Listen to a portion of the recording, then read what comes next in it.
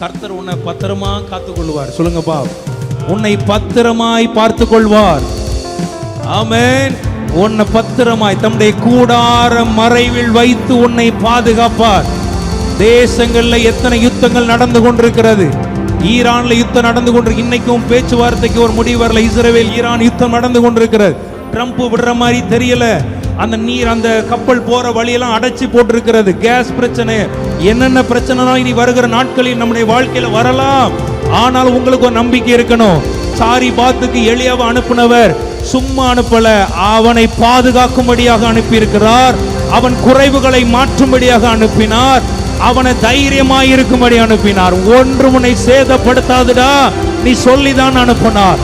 எத்தனை பேர் நம்புறீங்க? அதே போலதான் இனி வருகிற காலங்களில் எப்படிப்பட்ட சம்பவங்கள், எப்படிப்பட்ட போராட்டங்கள், எப்படிப்பட்ட ஒரு நிலைமைகள் நாம் சந்தித்தாலும் நம்பிக்கை விட்டுறக்கூடாது, விசுவாசத்தை விட்டுறக்கூடாது. வார்த்தையானவர், ஆமென், அவர் வானமும் பூமியும் மாறினாலும் அவர் வார்த்தை ஒரு நாளும் மாறாது. அவர் சொல்லிட்டாருன்னா அதை நிறைவேற்றுவார். நீங்க விசுவாசிச்சீங்கன்னா எனக்கு கேட்கிற மாதிரி எல்லாம் பரலோகமே கேட்கிற மாதிரி கைத்தட்டி வாங்கிக்கோங்கப்பா.